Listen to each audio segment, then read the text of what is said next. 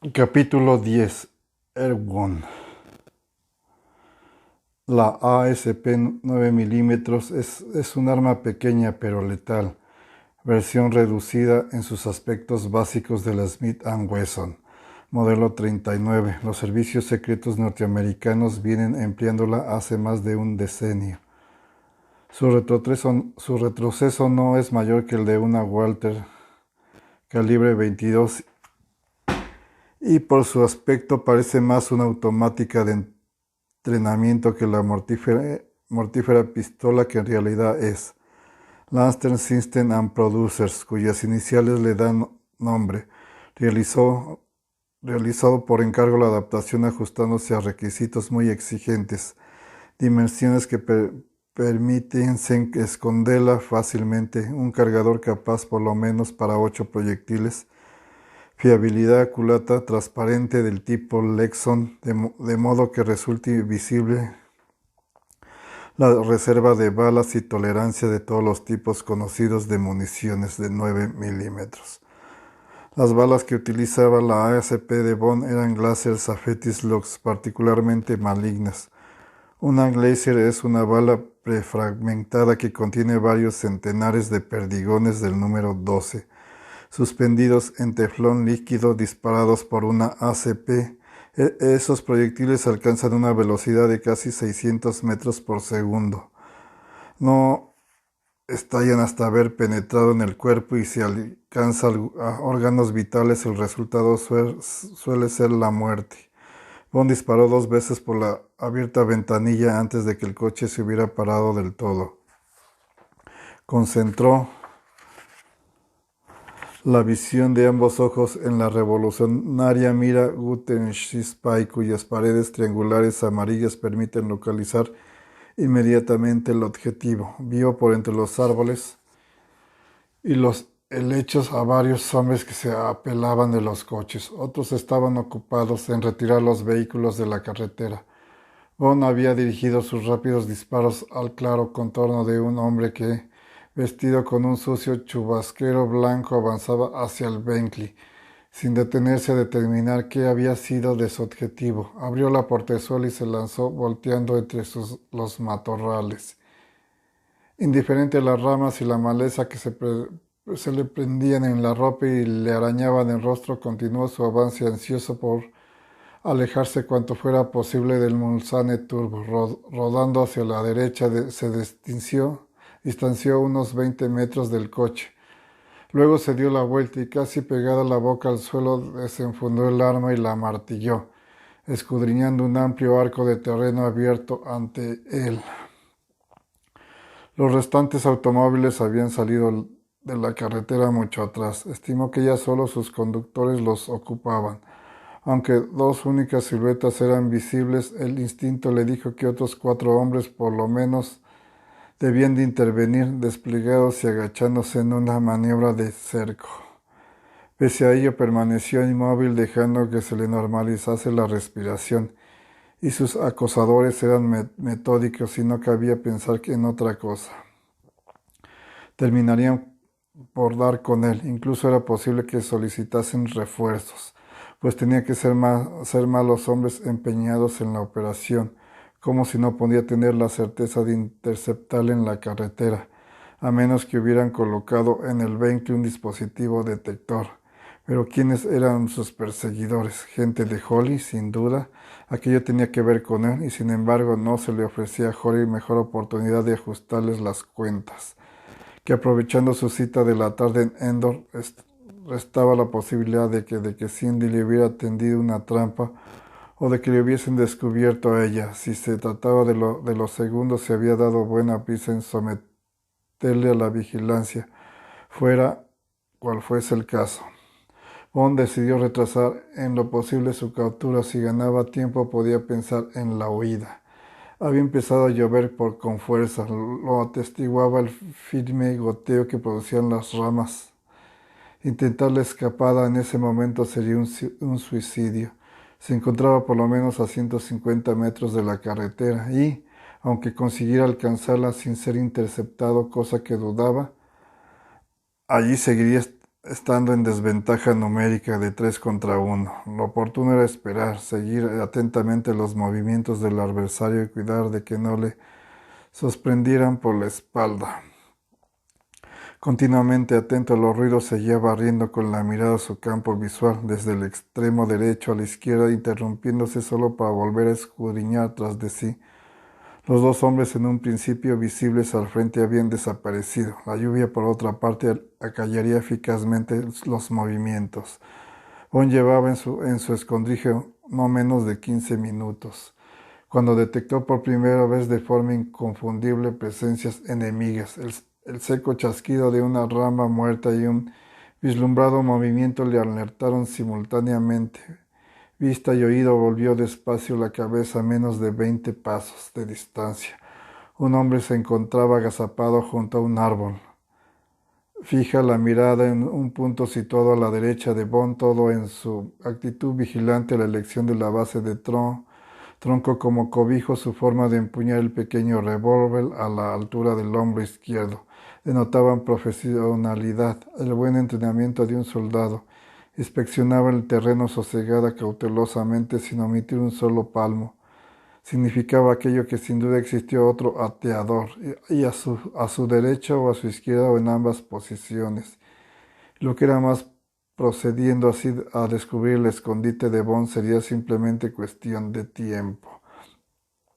Vestía su acosador camisa y pantalones de sarga verde, oliva y una guerrera. Bond empezó a volverse muy despacio. Deseaba poder cobrar cuando menos una pieza antes de que aparecieran nuevos adversarios en las proximidades. Y entonces percibió otro movimiento, esta vez a su derecha, alertado del peligro tanto por sus reflejos como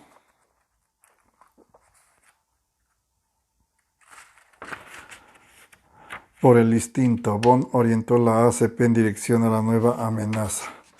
El triángulo amarillo de la mira Snipe se centró automáticamente en el objetivo. Una segunda silueta que corría agachada entre los árboles y demasiado próxima, por cierto, para inspirar tranquilidad, vio por el rabillo del ojo que el primer hombre levantaba con ambas manos su arma. A continuación sonó un inconfundible chasquido que produce el acto de amartillar un revólver. Sonó muy cerca a su espalda. Inmediatamente sintió en el cuello candente de puro helado el contacto de la boca de una arma. Suelte la arma, Mr. Bond, y por favor no trate de hacer ninguna tontería. Aunque no tenía el menor deseo de que lo matasen a esas alturas de su carrera, arrojó la ACP al suelo. Bien hecho, aprobó la voz, que era suave, algo cantarina, y ahora las manos a la cabeza. Tenga la bondad. Los dos hombres que antes de detectar a Bond se habían incorporado y este momento avanzaba hacia él. El de la izquierda aferrando ante sí con ambas manos un revólver de cañón corto. Los brazos firmes como barras de hierro y clavados los ojos en el cautivo Bond. Comprendió claramente que cualquier falso movimiento le valdría el inmediato impacto de 2 balas. El otro, inclinándose con la presteza de un ave de rapiña que se abate sobre la presa, recogió la ACP de un manotazo. Perfectamente, ahora levántese muy despacio, añadió la voz, al tiempo que el cañón del arma dejaba de apoyarse detrás de la oreja. De Bond siguió un rumor de pisadas. El desconocido retrocedía. No ha estado mal del todo nuestra maniobra, ¿verdad? Como sabíamos más o menos por dónde se había emboscado, era una simple cuestión de ponerle la vista a un hombre sigiloso y otro rápido. Los muchachos han tenido que repetir 3 veces esa pequeña farsa antes de dar con su paradero. Es la clase de estratagema de campaña que enseñamos a nuestros hombres.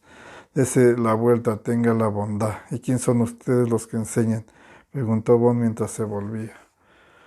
Vio ante sí un hombre bien constituido, de unos 35 años de edad, espeso cabello negro y rizado, ojos del mismo color, rostro cuadrado, nariz grande y carnosa, carnosos labios. Las mujeres debían de encontrarle atractivo, pensó el agente especial. Su piel atezada tenía además el curtido del sol, pero lo más revelador eran los ojos. Tenía esa particular mirada de quien ha pasado largos años escrutando horizontes al acecho de la columna de polvo de la tora. o el cielo en busca de una mota, un contenido movimiento entre las rocas, o el destello del cañón de un arma en portales y ventanas. Tal era la actividad que se había entregado a aquellos ojos probablemente desde la niñez. En cuanto a la nacionalidad de su dueño, ¿quién hubiera podido determinarla? Procedía de algún país del cercano oriente, pero resultaba imposible precisar de cuál, Jerusalén, Beirut o el Cairo seguramente. Hay en él una mezcla de orígenes, pensó Bond, y de nuevo preguntó, ¿quién imparte esas enseñanzas? El joven alzó una ceja. ¿Quién sabe qué? ¿Quién sabe, Mr. Bond? A lo mejor llega usted a descubrirlo. Su sonrisa no estaba exenta de cordialidad, y ahora hemos de ponerlo en marcha, continuó. Y no tengo la seguridad de que vaya a estarse usted inquietecito. Soltó una breve risa.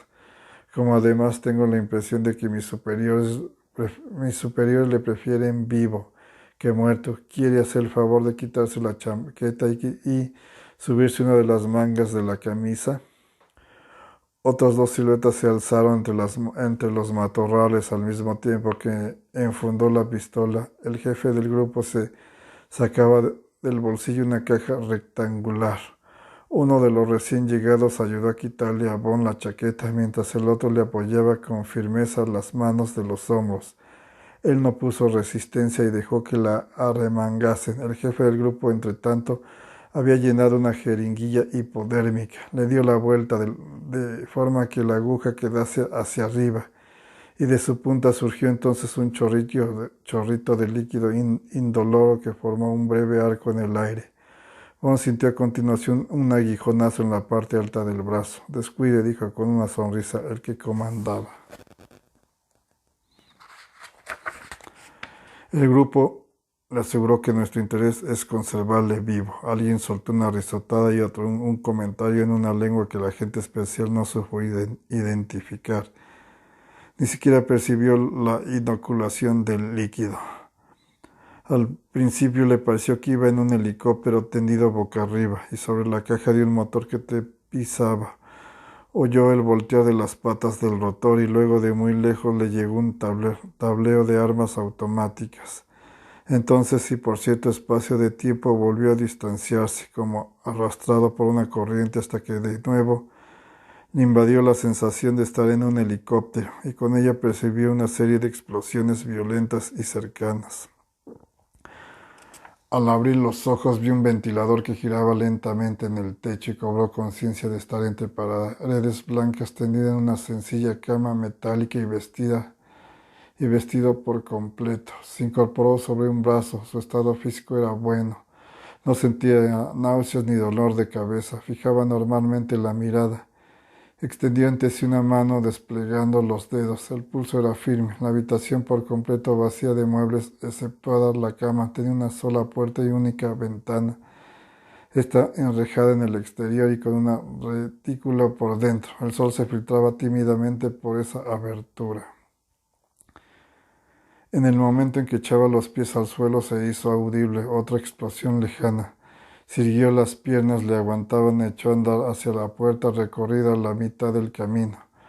Volvió a oír tablero de ametralladoras de nuevo distante. La puerta estaba cerrada con llave, y la retícula de la ventana apenas permitía ver nada. Con el fin le habían explicado, se trataba de una lámina de lo que parecía papel adhesivo pegada a los cristales, impedían también que estos se fragmentasen por efecto de las explosiones. De una cosa estaba seguro, no se encontraba en Inglaterra. La temperatura reinante en el cuarto, pese a la acción del ventilador, no era de las que se conocen en Inglaterra, aun en los más espléndidos veranos. Los disparos de armas de pequeño calibre, puntuados a ratos por una explosión, le llevaron a pensar que estaba en alguna zona de guerra. Tanteó de nuevo la puerta y luego inspeccionó la cerradura. Era sólida, bien construida y más que segura, y podía dar casi por cierto que también del otro lado existían cerrojos. Se revisó metódicamente los bolsillos, pero nada había en ellos. Le había dejado limpio sin olvidar siquiera el reloj. Miró la cama, su bastidor parecía de una sola pieza. Estaba seguro de que disponiendo del tiempo suficiente y de alguna suerte de palanca, podría haber desprendido un trozo de recio alambre de los muelles, pero la tarea se presentaba ardua y no tenía forma de saber cuánto tiempo le dejarían solo. En la duda en la duda abstenerse, pensó. Regresó a la cama y tendió en ella. En ella pasó revista a los acontecimientos de que todavía guardaba clara memoria, la tentativa de oír con los programas del ordenador, la acción de echarlos en el buzón, los coches lanzados tras de él, el bosque y su captura, la jeringuilla, solo él había disparado, alcanzó sin duda y quizá matado a uno del grupo. Sin embargo, y aparte de las precauciones del caso, los demás habían puesto empeño en que él no recibiera daño alguno. Podía existir una relación entre el trance que se hallaba y su visita a Jan Autenholly, pero no forzosamente, no des nada por sentado, espera a los acontecimientos, prepárate para lo peor. A ese propósito dedicó los próximos minutos, quizá 20, por fin oyó ruido de pisadas, poco audibles, como si las acallara un pavimento de tierra. El paso, sin embargo, era inconfundible, militar. Detrás de la puerta rechinaron cerrojos, giró una llave de la cerradura, abrieron. Vislumbró arena, bajas edificaciones blancas y dos hombres armados de uniformes verde oliva. Otro sujeto entró en el cuarto, era el mismo que le había administrado la inyección en el bosquecillo de Oxfordshire. Ahora también él vestía un uniforme del mismo tono de verde, pero desprovisto de insignias y además distintivos de rango. Calzaba botas especiales para el desierto, y del lado derecho del cinto le colgaba un revólver de grueso calibre. En el lado opuesto pendía un largo cuchillo envainado. Iba tocado con un Keyllay color castaño claro, casi de factura casera, que sujetaba con un cordón rojo. Uno de los dos hombres que montaban guardia en el exterior tendido un brazo y cerró la puerta tras el recién llegado. —¿Ha dormido bien, Mr. Bond? Lo preguntó con una sonrisa que era casi contagiosa. Al encontrar su mirada, Bond recordó las impresiones que le habían producido aquellos ojos. La verdad es que hubiese preferido estar despierto, pero se encuentra bien, no nota molestias.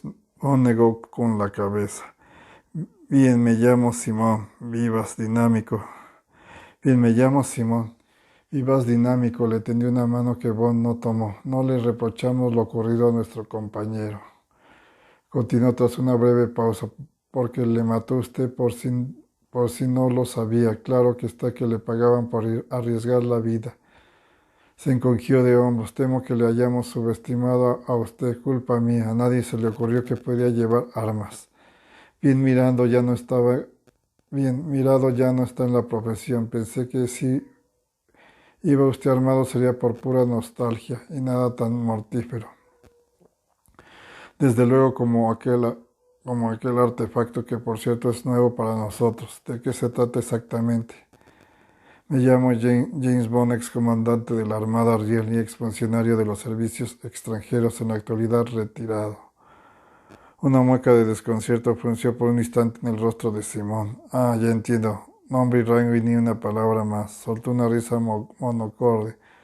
Siento desilusionarle, comandante. Bond no es un prisionero de guerra. Cuando se nos escapó usted en aquel espléndido automóvil, no teníamos manera de hacerle saber que nuestro cometido era el de emisarios amistosos en relación con un posible empleo. De ser así, podrían haberlo gritado la voz de difundir con mucha claridad en los bosques. ¿Y nos habría creído usted?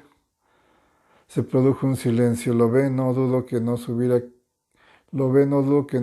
creído. Por eso no nos queda más camino que traerle aquí, sano y salvo, recorriendo la fuerza solo a medida indispensable.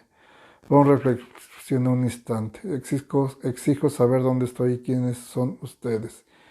A su debido tiempo, todo a su... ¿Dónde estoy? Le atajó Bond cortante. En Erewhon. Simón rió entre dientes. Nos gustan los nombres cifrados, ¿sabe? Cuestión de seguridad y de paz de espíritu. Por si rechazase usted nuestra oferta o no, porque resulta no ser del todo la clase de hombre que necesitamos. Así pues, este lugar se llama Erewhon. Y ahora sí tiene la bondad, el oficial de mando desea hablar con usted.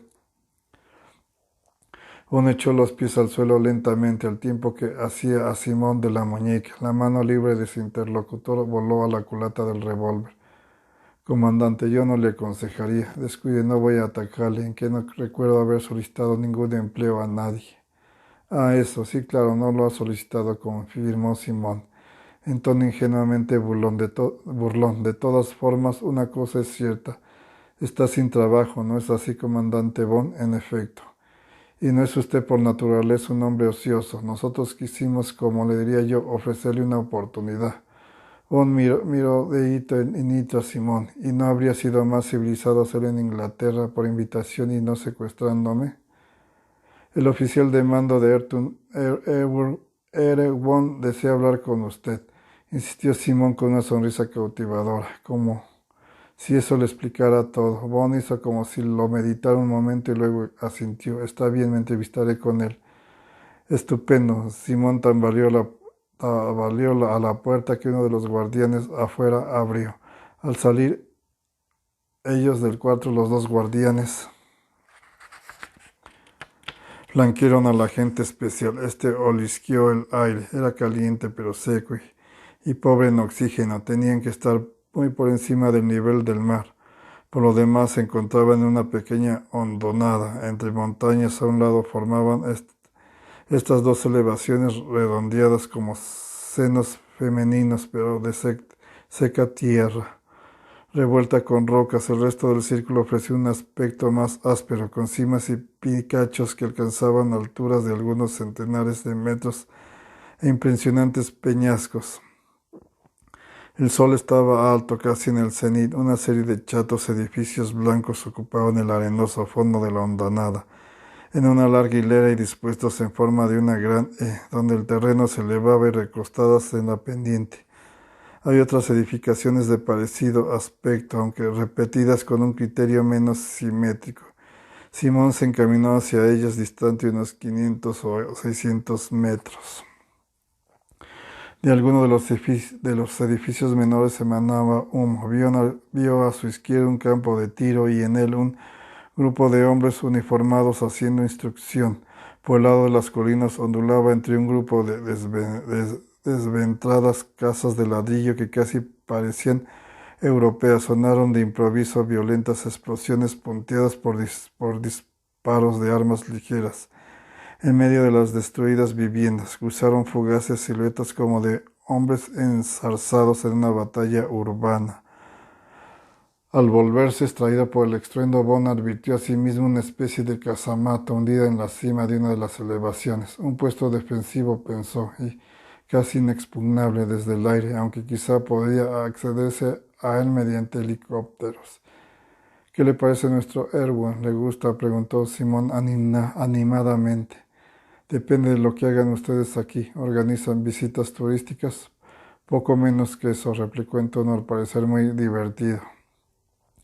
Había llegado a un edificio de las dimensiones de un modesto bungalow. A la derecha de la puerta, en una placa pulcramente rotulada en varios idiomas, entre ellos el hebreo y el árabe, se leía oficial del mando. Entraron en una pequeña antesala que Simón cruzó para llamar una puerta, situada al otro extremo. No había otra en la estancia.